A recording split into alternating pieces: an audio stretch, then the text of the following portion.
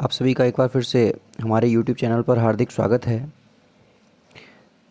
आज मैं लेकर के आया हूँ आपके लिए प्रकाश और प्रकाश के स्रोत और प्रकाश के गुण से संबंधित ये हमारे मुख्य टॉपिक हैं।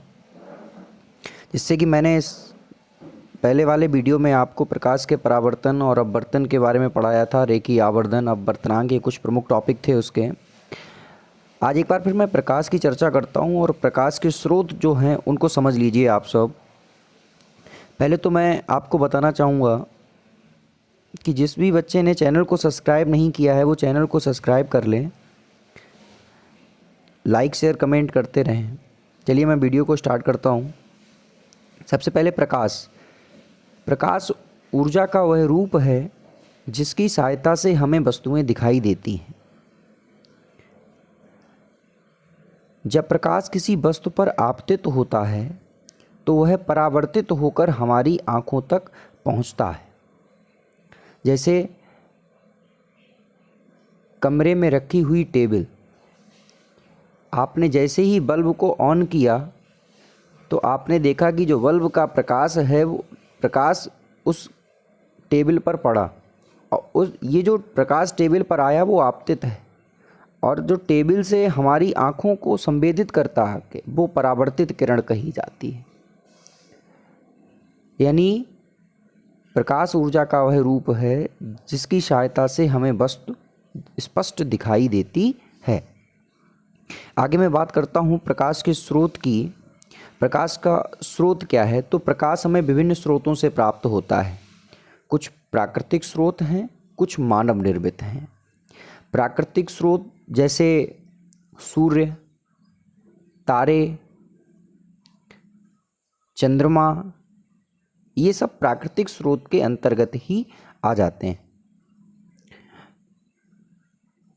जैसे आग के जलने पर जो लौ की सहायता से हमें जो आसपास जो प्रकाश फैलता है तो वो भी जो है वो प्राकृतिक स्रोत के अंतर्गत ही आता है। दूसरा था मानव निर्मित स्रोत। तो मानव निर्मित स्रोत क्या है? जिसको मनुष्य ने बनाया। मनुष्य ने बल्ब को बनाया, टॉर्च बनाया, मोमबत्ती, इस तरीके से और भी उपकरण जो प्रकाश को उत्पन्न करते हैं जो मनुष्य ने बनाए वो मानव निर्मित हैं, और जो प्रकृति से हमें प्रदान हुए हैं वो प्राकृतिक स्रोत कहे जाते हैं। आइए मैं बात करता हूँ दीप्त प्रकाश क्या होते हैं और अदीप्त प्रकाश क्या होते हैं। तो समझ लीजिए, दीप्त प्रकाश को लूमिनस बोलते हैं और अदीप्त प्रकाश को नॉन लूमिनस बोलते हैं। यहाँ पर बड़ी साधारण और स्पष्ट भाषा में मैं आपको बताऊंगा दीप्त प्रकाश और अदीप्त प्रकाश क्या होते हैं। दीप्त प्रकाश स्रोत वे स्रोत होते हैं, यानी वे प्रकाश के स्रोत जो स्वयं प्रकाश उत्पन्न करते हैं, यानी जिनमें खुद का ही प्रकाश होता है, वो दीप्त प्रकाश कहे जाते हैं, दीप्त प्रकाश स्रोत कहे जाते हैं। जैसे सूर्य में खुद का प्रकाश होता है, तारे, विद्युत बल्ब, इनमें खुद का प्रकाश होता है।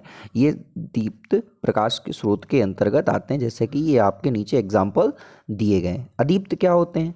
यानी वे प्रकाश स्रोत जिनमें स्वयं का प्रकाश नहीं होता है और वह दीप्त प्रकाश स्रोतों के सहायता से प्रकाश स्पष्ट करते हैं। जिस तरीके से चंद्रमा में स्वयं का प्रकाश नहीं होता है और जब सूर्य का प्रकाश चंद्रमा पर पड़ता है तो उसके परावर्तन के पश्चात हमें ये महसूस होता है कि चंद्रमा भी चमक रहा है, लेकिन वो चंद्रमा में खुद का प्रकाश नहीं है, चंद्रमा सूर्य के प्रकाश के कारण चमकता है।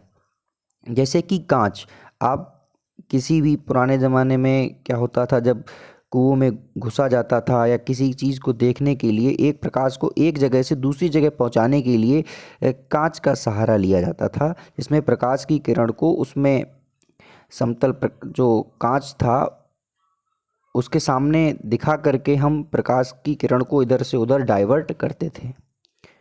तो ये दो स्रोत मैंने लिखे हैं, चंद्रमा और कांच, ये अदीप्त हैं। सूर्य, तारे, बल्ब ये दीप्त हैं। आप समझ लें कि जिनमें स्वयं का प्रकाश होता है वो दीप्त प्रकाश स्रोत होते हैं, और जिनमें स्वयं का प्रकाश नहीं होता है वह अदीप्त प्रकाश स्रोत होते हैं। आगे देखिए, आगे मैं आपको बताता हूँ प्रकाश के गुण के बारे में। तो प्रकाश के गुण क्या होते हैं? देखिए, प्रकाश का प्रमुख गुण है कि प्रकाश स्वयं तो अदृश्य है, परंतु उसकी उपस्थिति में वस्तुएं दिखाई देती हैं। ये पहला गुण हो गया कि प्रकाश स्वयं अदृश्य है, परंतु उसकी उपस्थिति में हमें वस्तुएं स्पष्ट दिखाई देती हैं। दूसरा कि प्रकाश साधारणतः एक सीधी रेखा में गमन करता है। प्रकाश सदैव एक सीधी रेखा में चलता है। तीसरा नंबर कि प्रकाश विद्युत चुंबकीय तरंगों के रूप में गमन करता है। फोर्थ नंबर, प्रकाश पारदर्शी माध्यमों यानी जिसमें इधर से उधर निकल जाए, जैसे कांच है, वायु है, इनमें प्रकाश पारदर्शी माध्यमों में से गुजर सकता है, परंतु अपारदर्शी माध्यमों में से नहीं गुजर सकता है। अब पारदर्शी माध्यम जैसे मैंने बताया कांच है, जल भी है, जल पारदर्शी है, आपका वायु है, इनमें जो है प्रकाश इधर से उधर निकल सकता है, ये पारदर्शी कहे जाते हैं। पारदर्शी जैसे लोहा, लकड़ी, इनमें से प्रकाश इधर से उधर नहीं निकल सकता, आर पार नहीं निकल सकता है, तो ये अपारदर्शी माध्यम कहे जाते हैं। नंबर 5 कि प्रकाश जब चमकदार पृष्ठों पर पड़ता है तो वह परावर्तित हो जाता है। प्रकाश जब चमकदार पृष्ठ पर पड़ता है तो वह परावर्तित हो जाता है। नंबर 6 और मोस्ट इम्पॉर्टेंट पॉइंट है ये कि निर्वात में प्रकाश की चाल 3 × 10⁸ मीटर पर सेकेंड होती है।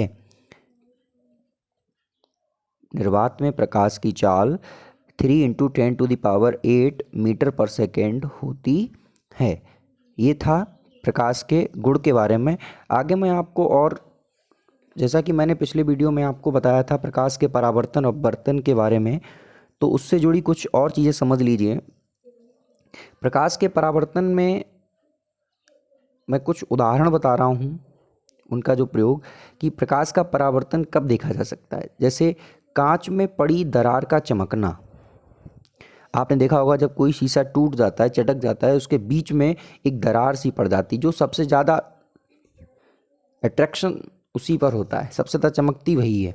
ये ऐसा क्यों होता है कि हमने देखा होगा जब दरवाज़ों में या खिड़की में जिस तरीके से कांच लगा होता है, वो अगर चटक जाता है किसी कारणवश तो उसमें दरार पड़ जाती है, तथा इन दरारों में वायु की एक पतली सी परत बन जाती है। ये दरारें चमकीली दिखाई देने लगती हैं।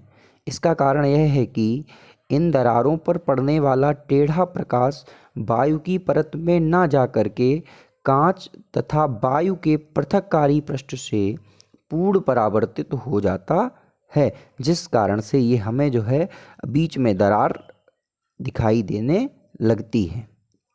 ऐसे ही हीरे का चमकदार दिखाई देना, ग्रेफाइट, हीरा, ये दोनों ही कार्बन के अपर रूप हैं। सबसे मुलायम जो है वो ग्रेफाइट होता है, कार्बन का अपर रूप जो है, और सबसे कठोर कार्बन जो है वो हीरा होता है। हीरे की संरचना चतुष्फलकीय होती है, इसी कारण से हीरा बहुत चमकीला दिखाई देता है। इसमें जब हम हीरे को देखते हैं तो वायु के सापेक्ष हीरे का अपवर्तनांक 2.42 तथा हीरे वायु के लिए क्रांतिक कोण 24 डिग्री होता है।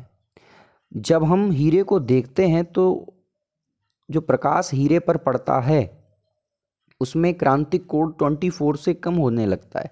जैसे जैसे 24 से कम होने लगता है, प्रकाश तुरंत वहाँ से परावर्तित होकर हमारी आँखों को संवेदित करने लगता है, और उसमें चूँकि चतुष्फलकीय संरचना होती है, इस तरीके से विभिन्न रंगों में प्रकाश टूटता है, और प्रकाश 7 रंगों से मिलकर के बना होता है। ये भी आप आगे वीडियो में पढ़ेंगे। थर्ड जो है, आपने सुना होगा थर्ड के बारे में,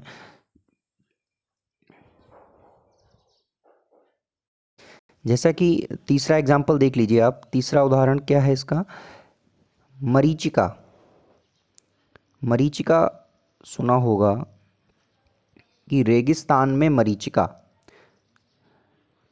क्या होता है, गर्मियों के दिनों में रेगिस्तान में जो रेत होती है वो काफ़ी ज़्यादा गर्म हो जाती है, जिसके कारण गर्म होने से हमें थोड़ी सी दूरी पर पानी का होने का एहसास होने लगता है। जैसा कि आपने देखा होगा कि जब हम गर्मियों के दिनों पर रोड पर चलते हैं तो हमें ये लगता है कि आगे की इस साइड में रोड कुछ भीगी हुई है, जल का आभास होता है, परंतु ऐसा होता नहीं है। यही कारण है मरीचिका का। आसमान का रंग नीला दिखाई देना, ये सब प्रकाश के परावर्तन के कारण ही होता है। आज की वीडियो के लिए इतना ही। चैनल को सब्सक्राइब कर लें। धन्यवाद।